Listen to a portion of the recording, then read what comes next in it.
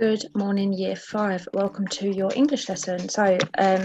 We are applying knowledge of the text this morning. So we should be able to write in a similar way to the story. We should be able to develop ideas based on what has already happened.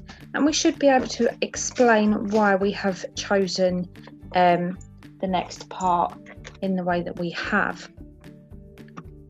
So we're going to read a little bit of chapter 6, and while we're reading, I would like you to create a word bank, if you can, of some of the vocabulary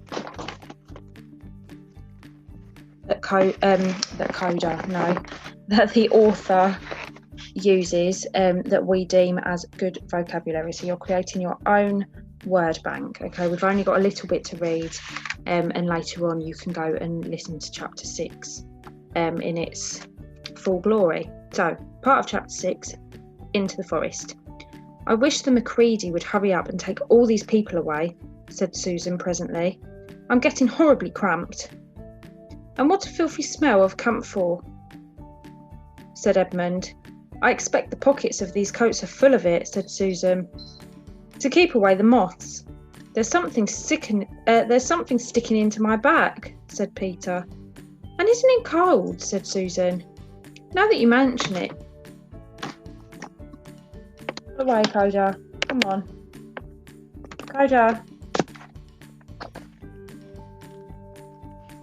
Sorry, guys. Let's get rid of that, shall we? Let's try that again, shall we? Chapter 6, take 2.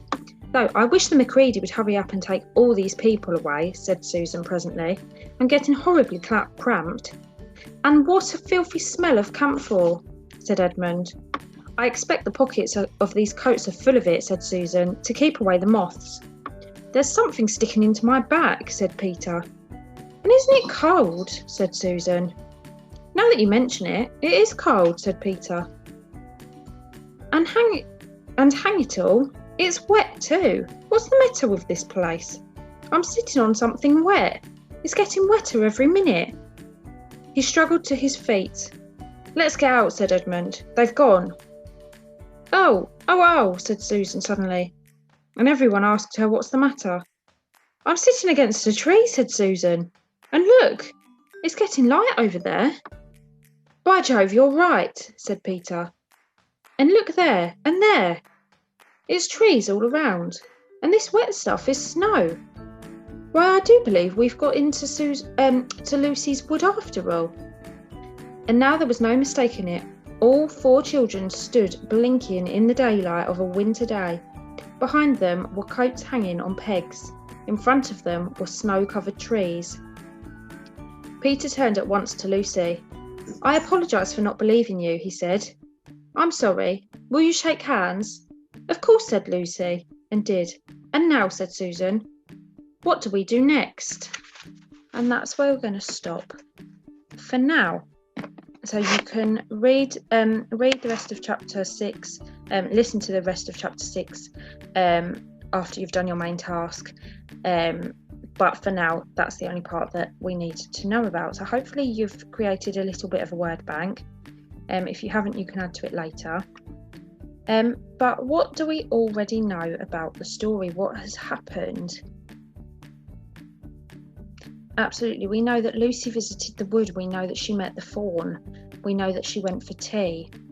Nobody believed her until Edmund ended up in the same woods, in the same forest, and he met the White Witch. Now she's managed to convince him, for some Turkish delight, that he should bring his siblings, his brother and his sisters, to meet her. But Lucy and Edmund do not quite agree on the White Witch. Edmund thinks that she's actually quite friendly. Lucy has heard otherwise. When they went back to the house, Edmund pretended that he had played a game with Lucy, so she was very upset. And when the children spoke to the professor didn't rule out the fact that the place was real. So the children were a little bit confused, weren't they? And now all 4 have ended up in the wardrobe, and now through the wardrobe into the forest which is covered in snow. So based on what we already know, can you create a small mind map of sensible suggestions for what might happen next? Because today we are going to write, or you are going to write, the next part of the story. So what type of adventure, or who might those 4 children now meet in the forest? They're not just going to stand there and decide to then go home. They will probably explore, and when they do explore, what is going to happen? So just take a minute to mind map some of those ideas. Super. So as I said to you, hopefully you've mind mapped some of those ideas. Hopefully you have created your own word bank, magpieing some words from the text. If you haven't, go back and do so, that's fine. And then you are going to, based on your predictions, continue with a narrative. So continue the story.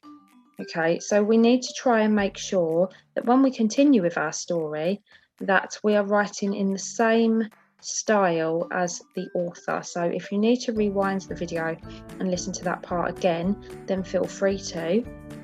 Okay, but now is your opportunity to write the next part of the story.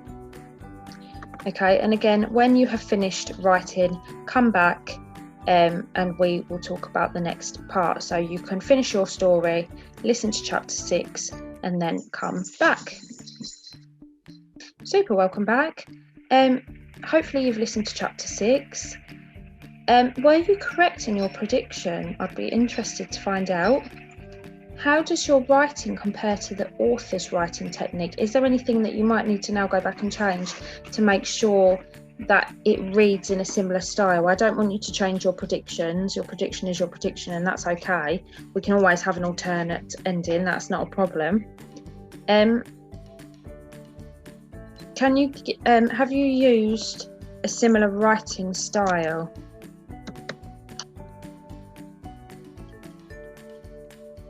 And if you have, can you give any examples of where you have used a similar writing style? Okay, just some things for you to look for. Okay, but that is the end of the lesson. So quite a quick one from me today. And as I say, go and make sure that you have listened to chapter 6 if you haven't already, and just compare to your own ideas. I wonder whether anybody was right. I'd love to read them later. Have a lovely rest of the day, and I shall see you all later. Bye for now.